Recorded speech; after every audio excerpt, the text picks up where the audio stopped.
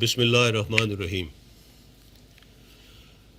آج کی اس بریفنگ کا مقصد کرونا کی تیسری لہر کے دوران پاکستان آرمی کے سول اداروں کی معاونت کے لیے ڈپلائمنٹ کے حوالے سے آپ کو آگاہی دینا ہے۔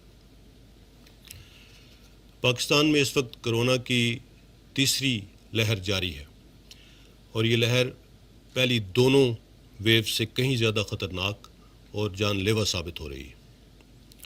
پوری دنیا اور بالخصوص ہمارا خطہ اس وبا سے شدید متاثر ہو رہا ہے۔ وبا کی شدت اور تیز رفتار پھیلاؤ کی وجہ سے اموات میں بھی تیزی سے اضافہ ہو رہا ہے۔ کرٹیکل کیئر پیشنٹس کی تعداد میں بے پناہ اضافے سے ہیلتھ کیئر انفراسٹرکچر شدید دباؤ کا شکار ہے۔ ملک میں اس وقت آکسیجن کی کل پیداوار کا 75% سے زائد صحت کے شعبے کے لیے مختص ہے۔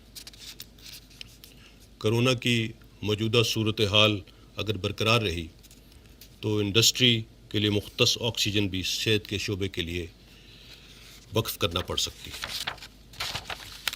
پاکستان میں اس وقت کووڈ-19 سے متاثرہ تقریباً 90,000 ایکٹیو کیسز موجود ہیں۔ پازیٹیوٹی ریشو خطرناک حد تک بڑھ چکا ہے۔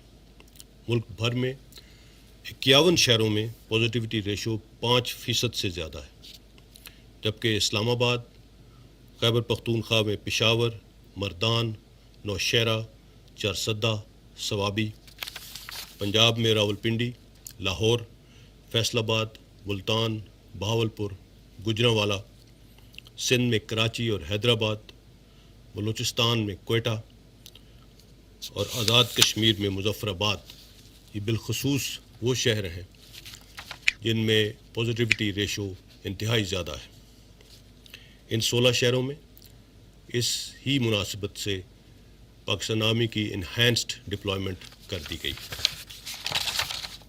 23 اپریل کو اب تک کرونا وبا کی وجہ سے سب سے زیادہ اموات ہوئیں، جس میں 157 افراد اس دن کرونا کی وجہ سے اپنی زندگی سے محروم ہو گئے۔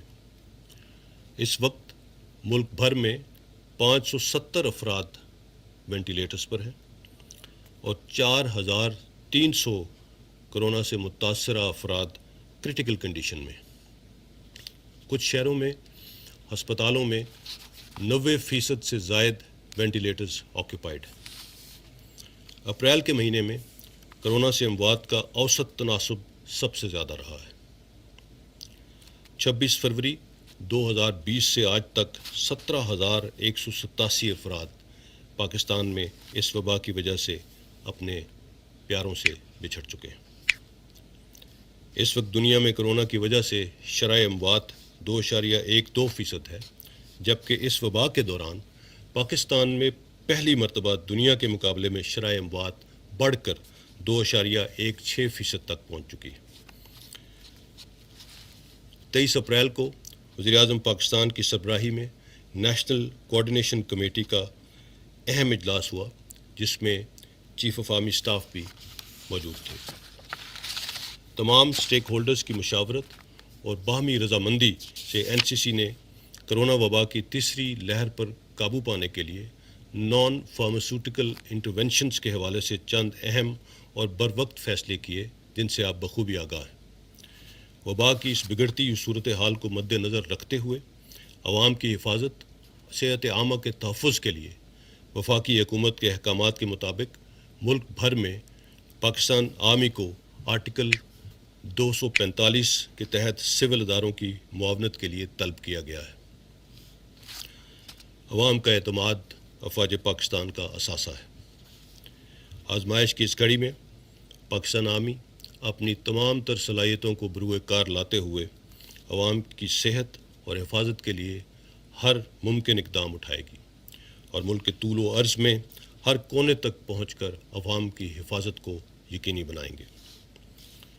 کرونا وبا کے خلاف حفاظتی تدابیر پر عمل درآمد اور لا اینڈ آرڈر سچویشن کی بنیادی ذمہ داری سول اداروں کی ہے۔ پاکستان آرمی ایمرجنسی رسپانڈرز کے طور پر وبا کے پھیلاؤ کو کنٹرول کرنے کے لیے دیگر قانون نافذ کرنے والے اداروں کی بھرپور معاونت کرے گی۔